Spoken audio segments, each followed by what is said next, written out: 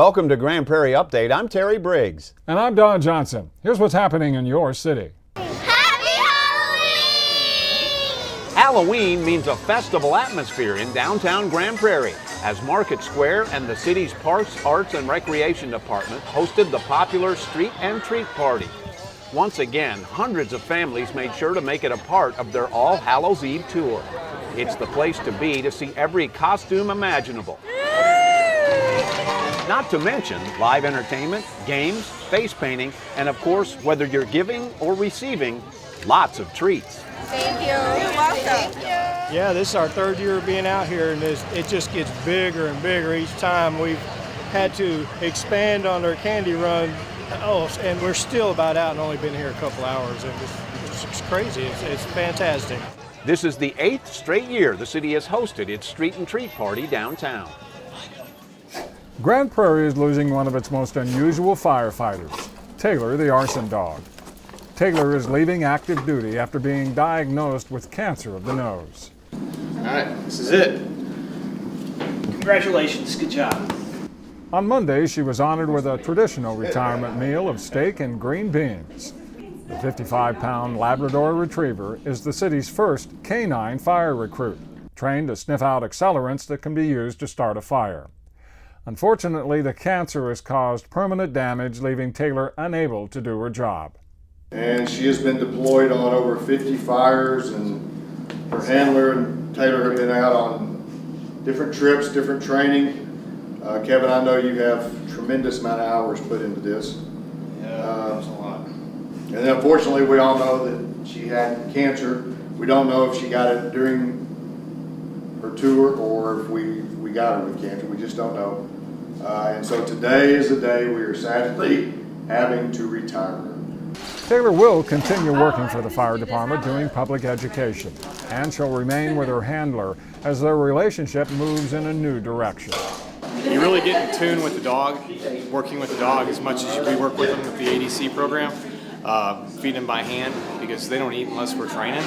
So you really get in tune with the dog, and I'm going to miss the challenge of trying to learn her and her learning me. Taylor still needs surgery and radiation treatments, but is no longer covered by city insurance. So a GoFundMe page is set up to help with those medical expenses. You can get more information by contacting the Grand Prairie Fire Department. And that's our brochure that has information about all of our interactions. The spirit of volunteering was on full display at the Miss Ruthie's Day of Giving Volunteer Fair and Food Drive. The first annual event invited Grand Prairie nonprofits, philanthropic, church, and civic organizations to come together so they could recognize outstanding volunteers and sign up new ones. Admission was free, but guests were encouraged to bring non-perishable food items to help kick off the city's annual Santa Spot Holiday Food Drive. The day is named in honor of longtime City Councilwoman Ruthie Jackson, who exemplified volunteerism and left a legacy of giving back to her community.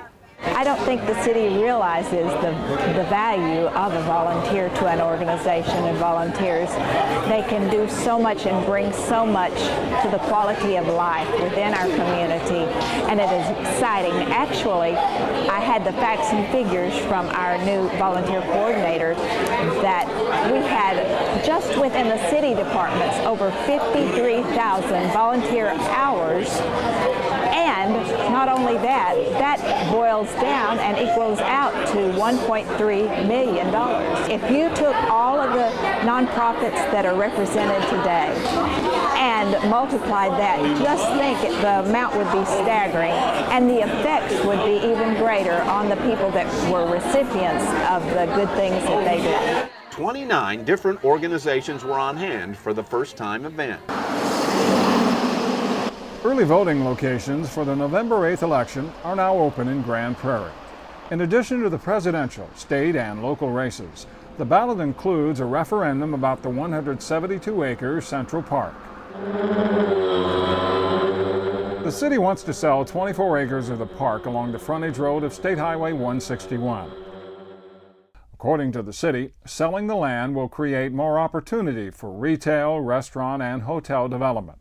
Since developers will not usually build on land they do not own, the city proposes selling the property to attract developers.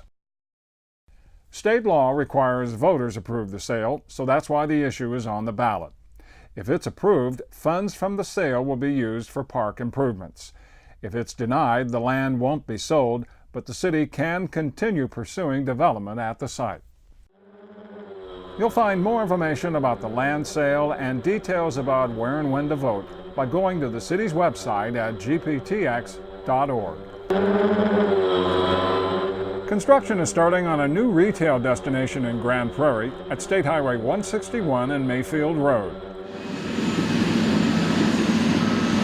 IKEA is building a 290,000 square foot store on this 30-acre site. IKEA Grand Prairie will feature thousands of exclusively designed items, 50 room settings, 3 model home interiors, a supervised children's play area, and a large restaurant. It will employ 300 workers. 3, 2, 1, shovel! At a groundbreaking ceremony Tuesday, officials talked about the impact of the new business. There's 300 developable acres adjacent to this site. Listen to this fact. There's 1,600 acres within a 1-mile radius. Developable acres. That's what I'm excited about. Of course I'm excited about IKEA, but the things that are going to follow it, the restaurants, the retail that we so badly need here in Grand Prairie in the southern sector. We look forward to hiring from the local community, becoming a long-term partner here in Grand Prairie, which is very important to us, contributing to the dynamic vitality and vision for that 161 corridor. It's going to be very exciting. This will be the second Metroplex location and the 4th in Texas for the Swedish home furnishings giant. If everything goes as planned, IKEA Grand Prairie will be open in the fall of 2017. That's it for this edition of Grand Prairie Update. Hope you'll join us again next time.